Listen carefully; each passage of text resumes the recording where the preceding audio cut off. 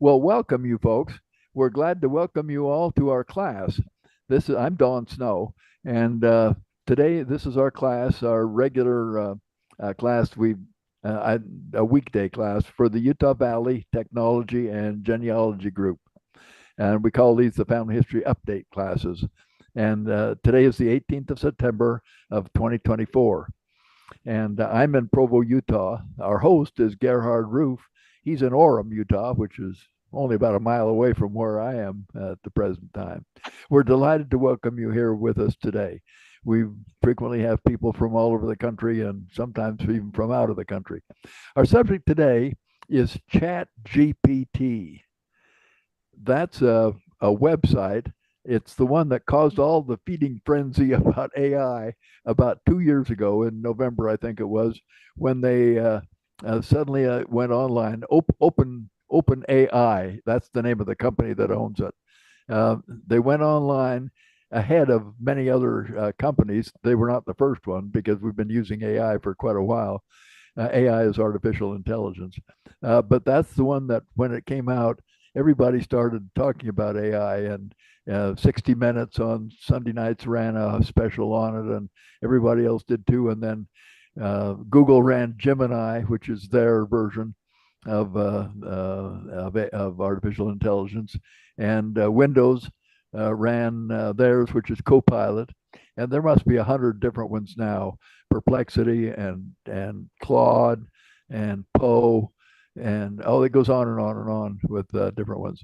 But I want to talk today about just the free version of Chat GPT. By the way, GPT stands for, let's see, it's Generative Pre-trained Transformer. It's computer jargon, and I don't even know what all that stands for, what that means, but that's what GPT stands for. And chat is a chat bot on it. Okay, so now here we're going to talk about that program today in our meeting. The notes are online. There's the link down at the bottom, and I'll show you more about the notes. In fact, we'll go through the notes because I want to show those to you here in a minute in more detail. Now, let's see, I click here and nothing happens, so I'll hit there we go. This is where the class notes are stored. And it's the same link that was there at the bottom of the other screen. The notes are on there. The links are on there. There's links on there. Gerhard is recording this, and it'll be posted on YouTube afterwards. There's probably 50 or 60 of my classes, recent classes in the last several years, posted on our YouTube channel. And there's links on to all of that. You may be watching this on Facebook or on YouTube. You can watch it on either one you want. No password is needed for either one. If you're watching this from someplace around the world, let us know where you're from. We're always interested to know that. We'll talk more about the notes in detail here in a minute. I want to show you some demos when we get to it. We're going to talk about the Chat GPT itself and show you how to get into it. And then we're going to talk about what prompts are. Now, prompts are what you type in. I don't know why they call them prompts. I'd call them questions or statements or something like that. They're what you want to type in to prompt it to respond to you. We'll talk about some cautions about using AI because they all warn you about it, about the problems and accuracy and so on. And then we'll look at some examples. Now, let me switch over to the notes and show you what they look like so that you can actually see those. Let's see, a Control Tab. And is this the notes? I think, yeah, there's the notes. Okay, now let me see if I can make roll my mouse wheel and make that a little bit bigger. Okay, yeah, this is that link that you saw a minute ago is my class notes page. There's my email address there at the top and so on. There are several sub pages on here. Excuse me, of other things on here, and then down here there's links about where you can watch these, etc. And then down here is classes coming up, and today's class, this is the 18th of September. There's a link which I'll click on here. Well, I've already clicked on it, so it's opened at the top, but if you click on it, it'll open that. And our next class will be in 2 months. I'm only doing classes every 2 months now. I do accordion concerts here in the months in between. I was trying to do too much and I ended up with ulcers. So, so I've cut down on what I'm doing. Recent classes are here. There's the past classes, and there's those underlined links on there are the notes for all those classes. And this goes on and on and on. There's 300 or 400 different classes on here. Okay, now the next thing we want to get to is the notes for today, which you can click on right there. And that should be, why am I not seeing it? Well, let me just click on it and get to it by the way you would do it yourself. Right there is click. And this is the notes for today's class. These were updated just as of yesterday. Gerhard always helps me type in, correct the typos and all that stuff at the last minute. So he was helping me late last night getting all this stuff done. There's an abstract on there about what we're dealing with, about what ChatGPT is and what OpenAI is, the company, etc. Then there's a welcome and introduction, and there's my email address again. And then the problem for today: what is artificial intelligence, and what is ChatGPT? Here's some information about AI. We'll talk a little bit more in detail about that because that's quite important that you understand more about what AI is, because that helps you to understand what to do and what not to do. Then we'll look at ChatGPT itself, and there's a link right there that you can click on that will take you right to it. Or you can just type it in, or just do a Google search for ChatGPT, and you'll come up with that link. And then we'll look at some examples there. And then here's some cautions and suggestions to keep in mind when you're using any AI. And then down here, some prompts to try, some suggested things. I find it really helpful. There's some really good stuff, ways to do things, and so on, and then some conclusions. Let me scroll back up here and talk a little bit more about what AI is. And let's see, that's right in here about AI. Sometimes AI is referred to as large language models, LLM. And I wondered what that was, and I finally been learning about it, discovered that what that is what they do is they compile large collections of text data, and then they do your search terms and your statement or your prompt, whatever you're writing, against that, and they figure that the terms that are near your search terms in that big text database probably relate to your search terms, and so then they gather up all that stuff, and then they write a narrative that explains what they found. Because it's checking against a large database like that, large text database, they refer to it as large language models, and because of that, they're not, you're not sure about what you're getting. So all of them warn you, don't take this without checking it out. They tell you where we found it, they tell you what they did, and they suggest that before you accept this as accurate, check it out yourself. So they all warn you about that. But the large language models is what they do, because they check it against these large collections of text files.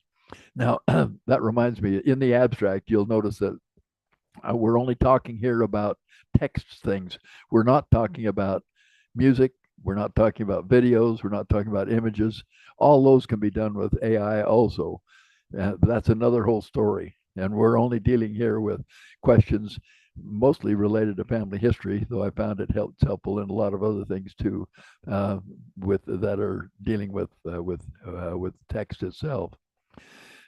So anyway, so that's what you try on that to type in the prompt and so on. There are entire books that are now being written on how to write prompts. Now, the idea is you write something and you try to be as specific as you can as to what you're after. In fact, sometime when you get into AI, you might type in there, give me some suggestions for writing good prompts. And it'll tell you, try this and try this, but don't try this. And here's an example that's a good one. Here's an example that's not a good one. And the not good ones are if you say something like, tell me all about AI. That's too broad. If you say, I've got to teach a class on AI, or I'm wondering what happens with a particular kind of AI. That's much more specific, and that's much more better for a prompt itself. The websites that you check, and there must be 100 or 200 of them now, of different websites. Many are free, but you usually get better results if you're willing to pay for it. But right now, I'm not willing to pay for it, so I'm only interested in the free stuff on there. And what we'll look at today is the free parts of OpenAI's ChatGPT. Gemini is free. That's one that Google has, and Copilot is free. That's one that Windows has, and so on. So you can check it out, see what's going on. Type in the prompt, and we'll show you how to do that here in a minute, and then see what you get. Now there are lots of articles that are being written nowadays. There's a whole newsletter that I subscribe to that comes every week with all the articles, and there must be 30 or 40 articles that are written in different online or in magazines or journals or newspapers about AI. And they give you links to where you can download all those, or where you can read those articles on there. So there's no end of stuff that's coming out about it, because it's such a major new sort of thing that's helpful. There's an article there. The link is there for Wikipedia that tells you a little bit about what AI is itself. Now let's see. I think that's enough of that. We'll come back and talk more about it in details here in a minute. But let me click on. Let me try this and see if this will work on the link here. I think it will. I'll click right on that and see if it will come up. If it won't, I've got another link. Uh, Sometimes there's a gap. Uh, Okay, it did not come up for me. I'm going to have to turn on the magnifier for a minute because my eyesight is getting so poor. Let's see. It's a Windows Plus for the magnifier. I'll turn this back off again in a few minutes. And I've got up here at the top, I've got a link. I've got a whole collection of AI stuff. There's a link for Gemini and so on. Here's a link for ChatGPT. So I'll click on it from right there. Okay, now I'll turn that magnifier back off again. Okay. Now here it is. This is the where you get to on says get answers and find information and so on, and then get started on here. Now most AI websites require that you sign up for a free account. If you're using Gemini, which is with Google, uh, if you have a Gmail account, you've already got a Google account, and so you can use that account. If you're using Windows, you already have a Windows account for that Copilot can use. I signed up quite a while ago for an account with OpenAI, but now you don't even need one. You see where it says start right there, that dark thing? I'll click on that, and it will open up this thing. It turns it dark because I can see better.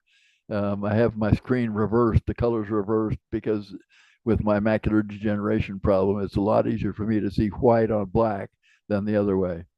So this is ChatGPT Auto that we're doing down here. Now there's some information about it, and you can scroll down and it'll tell you more about it. But you see down here where the cursor is flashing, it says Message GPT. Okay, and over here to the right, there's an up arrow. That's the arrow that you click on. Hitting enter doesn't do what you want to do. It click on that arrow. Let's type in something here. I'm going to type in. This is a prompt that I'm typing in. How can Chat GPT, and I won't even capitalize it. I won't even. I'll leave the. How can Chat GPT help me in genealogy? Question mark. Okay, now that's the prompt that I've typed in there. Now I'm going to press that, and you noticed it lit up there. It's bright. I click on that up arrow, which sends it up, and now it's starting to write in the information behind the scenes here. You can hardly see it. All this stuff it's now written in answer to my question. all this stuff. Now you can read it a little bit at a time there, and if you have a bigger screen, you can expand the thing out. What I find really helpful is to just click someplace in it and do a control, let's see, a control A, so it highlights the whole thing. Control A is a Windows command that highlights the whole thing. And now a control C to put that on the clipboard. So now that's on my clipboard, that whole thing that they just answered. In that length of time, it came back and it answered my question. Now, I find it helpful to type a program to copy something like this into some kind of a text file. And there's I use Evernote. That's the program I use for note taking. But rather than use that today, I think I'm just going to use a Jarte, Jarte. Someplace there's a big J. There it is. Okay. Oh, this is one that I already did. Well, let me see. Let me do a control A. Did this one last night, but and now I'm going to type the new one right over that. A control V. Okay, and whoops, I get the Windows V instead of the control V. That's another feature that okay. Oh, that's not the one I wanted. that was what I used earlier. Ah, gosh. Okay, I got to back up here and get rid of all this stuff and go back to my browser. Let's see if I can get back to my browser. Here we go. And now do a control C to copy that. Okay, now it should be on the top. At least I hope it is. And now I go back to that Jarte, if I can find where that is. You could use any Word or any text file here. Now, Control V, there it is. Okay, now what it copied on here was all the stuff that it had answered. Now you notice up at the top here, there's a couple of things about some of the things about chat history, etc. then down here it says, you said, how can ChatGPT help me in family history? ChatGPT said, and so all this stuff is what it said. It said ChatGPT can assist you in genealogy in several ways. And then here's the ways.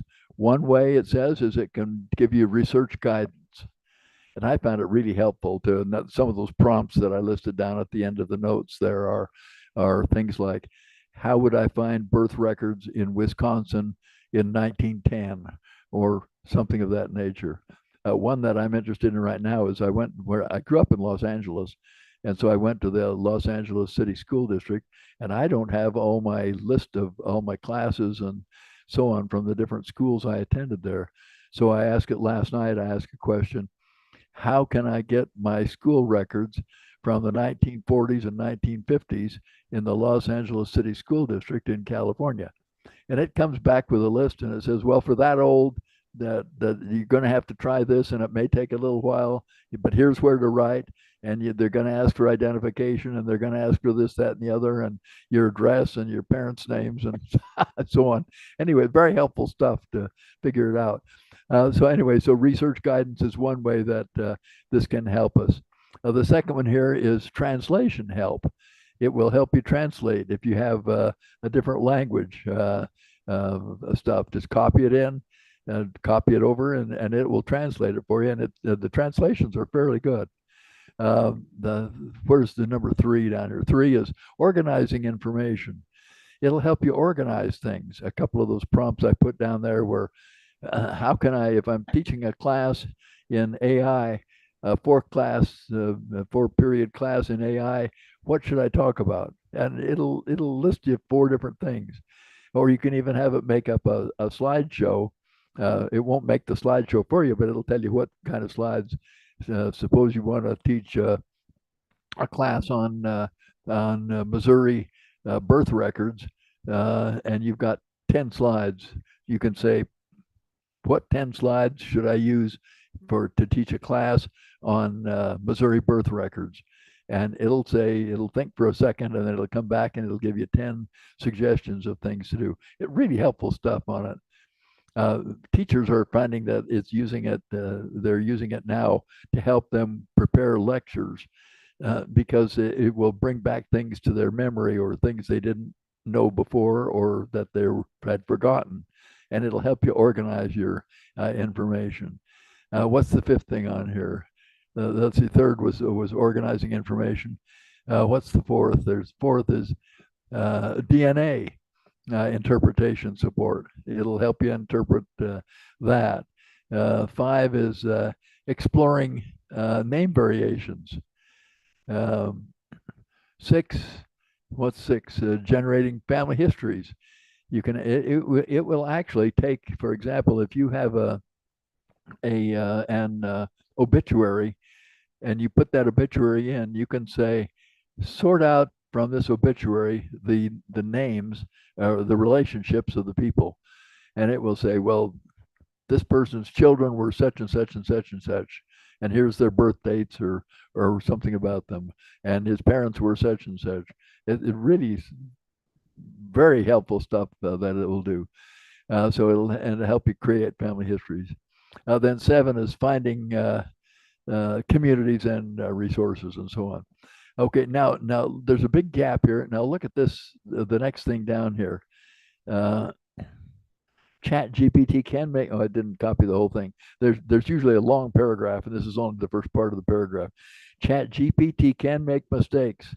So check this out. Don't accept it without checking it first. And once you check it, then you can accept it. They usually tell you where it came from, and what the links that there are for it, so that you can check it yourself. It's usually a long paragraph that is on there, but I see it didn't copy the whole thing on there.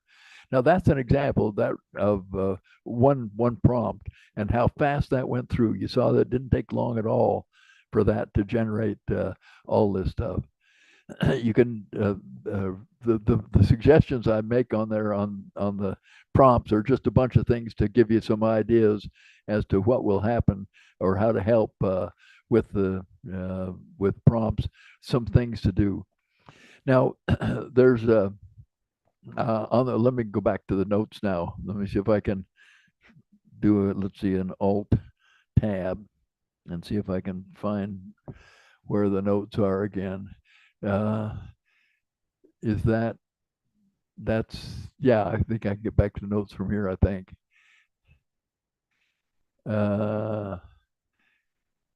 No, that's just, well, I got a link up here someplace where it just says Dawn's. Is this it? It's right above. Right above that, right there. Now No, I've got to up turn. in the tab that's above it. Oh, the tab up here. Yeah, to the Uh, right, this one. to the No, right. uh, I can't see that enough. Your mouse isn't moving. Well, it is Stay moving here on to my the screen. right. Yeah, it's moving on my screen, but you're not seeing it move yet. Okay, Uh, let me that now you're on the star, yeah, up above the star. let me turn on the magnifier again so that I can see it. Uh, right here under Dawn's is this is my class notes thing, and I'll turn this magnifier off again. I need the magnifier for my classes, but you don't, and it's annoying for you. I realize that. Oh, that's past classes. That's not the classes coming up. Uh, come on, come on, come on. Classes coming up. There's the link right there. Okay, here we go. Now let me turn the magnifier back off. By the way, if you ever need that magnifier, it turns on in Windows. I'm using Windows 10 on this. It turns on with a Windows key and a plus to the right on the right side, and it turns off with a Windows key and an escape on the left. Okay, so now it's turned off, and so now we're just seeing it on the regular size here. Let's go down to where we had these. We've looked at some of these ChatGPT and the prompts and so on, suggestions on there. Sometimes it gives you information that you don't want, and so on. Now, here are some cautions and some suggestions. Um, like all technology, it can be used for bad purposes, and there are bad things that are being done with it, but there's also super good things that are very helpful on it. That usually gives you information from information, and they tell you where to find it. But of course, it might be wrong. It might not be related to what you want to. So you usually have to sharpen up your prompt. You type in something, and then you add a few more words. And you go back and you look at what they got, and you say, "Oh, I should have put in California or something, or in Utah," and you add that in, and then it narrows it down. And so you keep adding terms so that you get closer and closer to what you're really after in the long run. And then I find it really helpful to copy it and put it into some sort of a text file, so I don't have to go back and use the AI program again, though it's free and you could do it easily. And they update these big databases, these big text databases all the time by adding new things, including prompts that other people make. So don't put in anything personal that that might get quoted in there. And so if you want to write something about a personal life about yourself, change the name or something to some other name, just some phony name that you can recognize later on, and just put maybe your birth year or birth date or something, and where you were born or something about it, and see what it will say about that. And then when you see it, then it won't have your name in it, but you can put your name back in it later. So be careful about anything you put online is no longer private, in spite of what some people guarantee. They say, "Oh yeah, it's always private." Anything that's ever online is fair game, and it might end up in one of these large databases itself. So be careful about adding things to it. Um, there are the strong points about AI are that it may bring up things that you didn't know, or that were things you had forgotten. But the weak points are that it may bring up stuff that's not related, or that's related, but it's not what you want. But organization and so on is certainly a big help.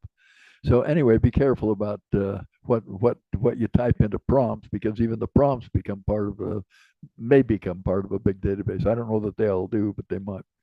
Um, that's some general uh, cautions to be careful of. Now, these are the prompts that I just listed in here, some things for you to try to see what was there. Once you get into any one of these AIs, um, like if you're into ChatGPT and you want to know how to use Gemini, which is the Google's, you can type in there into Chat GPT. You can say, "How do I use Google's Gemini?" question mark, and it will come back and list how you get into Gemini and what you can do with that. Or Chat GPT, or Perplexity, that's another one. Or Claude, that's CLAUDE, is another one.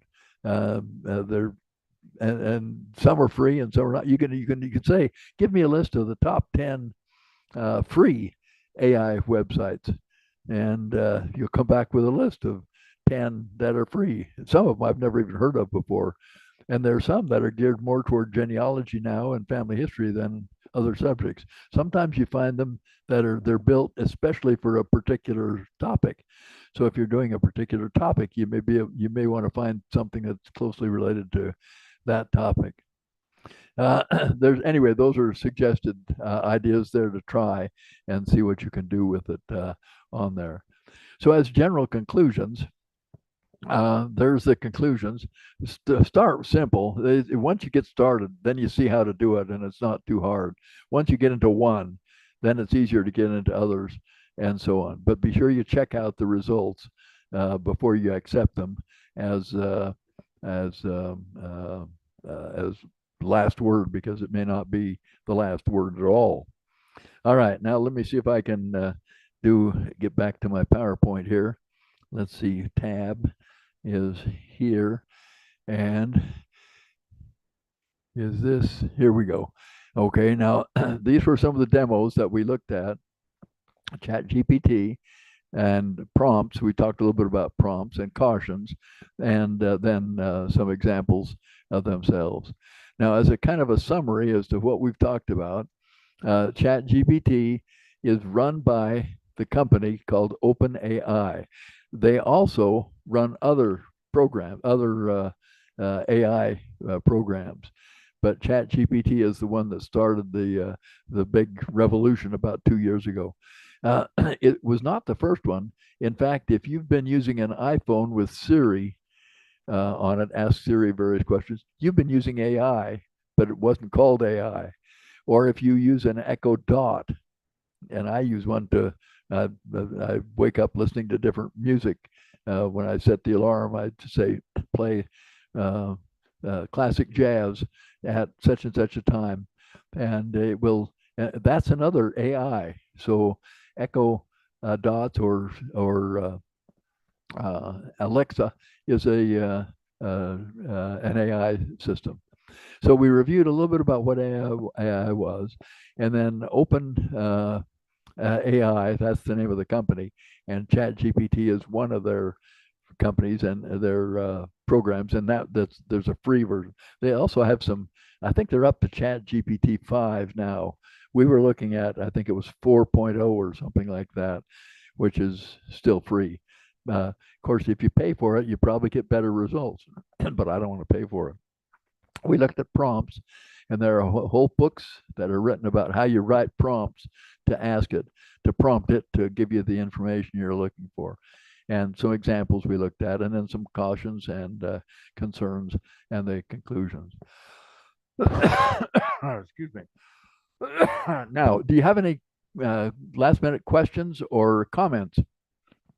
And if you do, just unmute your microphone, or if you're on Facebook, type them into the comments part, and Gerhard can refer them. We went pretty fast over this stuff. Hi, Don. Yep. Whoops. Is that a question, Gerhard? I just needed to mute. I've got two computers here. Oh, yeah. Needed to mute one. I've liked some of the more exciting things beyond texting that I've seen AI do. I think it was My Heritage that where you could upload a picture and give it some text that maybe that person whose picture you sent wrote. Yep. And they will animate the image with facial expressions and moving mouth, Yep. and put that and create a voice for the text that you uploaded, so Yeah, that just so it that could person sound like what an Yeah. ancestor might have said. Yeah, right. Yeah, all that, of course, is apart from what we did. We only talked about. We didn't talk about any videos or images or anything like that. But that's free. What Gerhard just said is free on MyHeritage, and if you have an account with Family Search, you can get a free account on MyHeritage because it's one of the partner websites. I think there's 6 partner websites, and so you can do what Gerhard just said, free. Marilyn has got a comment. She's unmuted herself. Oh, okay, Marilyn. Yeah, so on My Heritage, they also have the AI write a history of your ancestor. And so basically it goes into Family Search and pulls out some photos and puts them into, a timeline, and then makes some assumptions and writes this history. And at first it looks really good because you've got some photos with captions and you've got this history. But I put my grandfather in, who lived in Old Mexico, Colonial Juarez, for the first 20 years of his life. And it said, and then he did register for the draft. And so it mistakenly said that he served in World War I, which of course he didn't. It never Yeah.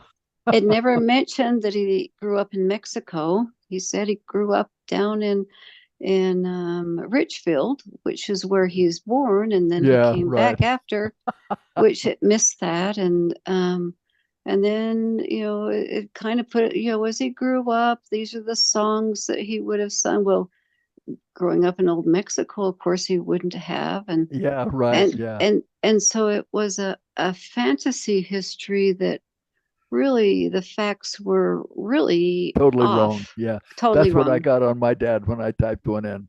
My Yeah, dad was born in Bunkerville, Nevada, and yeah, I didn't tell him even the year. And it started yeah, off and it said he was in this quaint western town with this, that, and the other stuff. It yeah, yeah, was so yeah. much baloney. It was just funny to read it, It is funny, and that, and so but you can't yeah. count on it. Yeah. No, you can't. The other thing is, so we have been using it to summarize the classes, and as you're going through, it will get the names of the people wrong. It will make summaries, statements of what the speaker is saying, and again, the conclusions that it's reached, or that you have to watch it really Yeah. carefully, because they will say people have said things that they didn't say because it's Right. taking it from the the synopsis. I know one teacher was saying that it was saying how using some swear words, and she says, "I've never sworn in my life, but that's what the and that and so anyway, it can be interesting. What I have found it helpful to do is when I need to add a photo to something, I can give it a suggestion, and sometimes the photos are have been helpful in it, and at other times they aren't. I have to discard them. Yeah. So That's why I left all of that out. So I didn't talk about photos or didn't videos no or any of that no stuff, only text. yeah, Yeah, only because text. it's another whole story to do all those other things. Yeah. But Yeah, and there's some, yeah. but I do agree with, I did like your comments. For example, you said, what are some websites that I can use? Yeah. And so you're right. It will look for and it will find ideas or suggestions that you would perhaps not have searched. And so it's different than Google search, the Yeah. way Yeah. it Yeah. Quite a bit organizes different. things. Yeah. And another thing is, you could say, how do I go about writing, say, a family history or something like that? And it'll say, Uh-huh. well, this is the way you can organize it. Yeah. Yeah. And Good. Uh-huh. so then it will give you suggestions for how to organize it, or Yeah. things like that. And so then when you sit back, it really has done a lot of really good work behind the scenes. That And so I look at it more as maybe I'm going, okay, how am I going to get started at teaching this class or talking about this? And it's just Yeah. a jumping off place. So yeah, Yeah. It's a help. Uh-huh. it's a Yeah. help. It's not the end of the best thing. It's a help to use. Uh-huh. It's a help Yep. to use. Yep. Yeah. And it can organize materials for you that Yeah. and you or what kind of questions would I want to use or something like that. Yeah. So Yeah. yeah, Good. Good. Appreciate those comments. yeah. Are there any other comments? Gerhard, anything on Facebook or anywhere No, else? Okay. Well, if there are no other comments, we appreciate people taking time to watch with us. And there's the title again and the date, and there's my email address there at the bottom. If you want to write, if you're watching this 6 months from now on our YouTube channel, and you want to write me a question, I'll be glad to try and answer it. There's my email address down there at the bottom. So I appreciate you watching, and so thank you for being with us, and we'll see you the next time. Will be in 2 months from now, and it'll be another discussion of AI, uh, probably a different version or one of these other free programs. Thanks very much.